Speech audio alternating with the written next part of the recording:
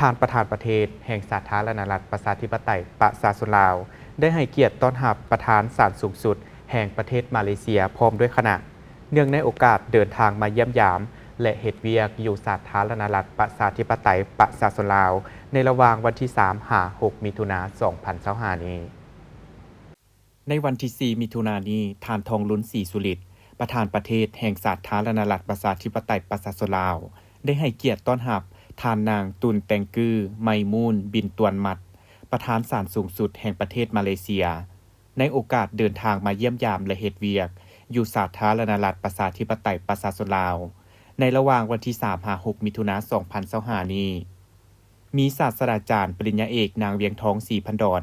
ประธานศาลประชาชนสูงสุดแห่งสาธารณรัฐประชาธิปไตยประชาชนลาวพร้อมด้วยคณะเข้าร่วมในโอกาสดังกล่าวท่านทองลุ้นศรีสุฤทธิ์ได้แสดงความยินดีต้อนรับและตีราคาสูงต่อทานนางตุนแตงกือไมมูนบินตวนมัดที่ได้นำพาคณะเดินทางมาเยี่ยมยามและเฮ็ดเวียกอยู่สาธารณรัฐประชาธิปไตยประชาชนลาวในครั้งนี้ซึ่งเป็นการประกอบส่วนอันสำคัญในการหัดแน่นการพัวพันร่วมมือในด้านต่างๆโดยเฉพาะการร่วมมือทางด้านตุลาการของ2ประเทศลาวมาเลเซียให้ได้รับการพัฒนาแน่นแฟ้นและสืบต่อให้การสนับสนุนช่วยเหลือแลกเปลี่ยนบทเรียนด้านตุลาการและอื่นซึ่งกันและกันตลอดไปพร้อมทั้งตีราคาสูงและสนับสนุนการร่วมมือระหว่าง2องค์การตุลาการลาวมาเลเซียสาธารณรัฐประชาธิปไตยประชาชนลาวยามใดก็ให้ความสำคัญต่อกับการพัวพันกับมาเลเซียซึ่งเป็นประเทศหนึ่งในครอบครัวอาเซียนที่มีประวัติการพัวพันและร่วมมือกับสาธารณรัฐประชาธิปไตยประชาชนลาวตลอดมาและปี2026ที่จะมาถึงนี้เป็นขีดหมายที่สำคัญ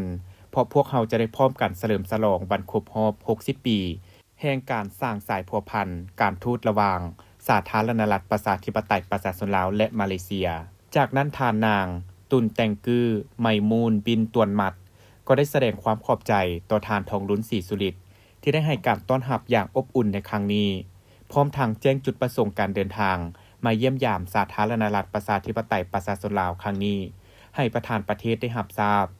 ซึ่งการเดินทางมาเยี่ยมยามและเฮ็ดเวียกอยู่สาธารณรัฐประชาธิปไตยประชาชนลาวเทื่อนี้ก็เพื่อเพิ่มทวีการร่วมมือระหว่างองค์การตุลาการอาเซียนปรึกษาหารือปฏิบัติเวียกงานด้านการกะเกี่ยมสร้างสมาคมนักกฎหมายแห่งสาธารณรัฐประชาธิปไตยประชาชนลาวเพื่อเกี่ยมเสนอเข้าเป็นสมาชิกสมาคมนักกฎหมายอาเซียน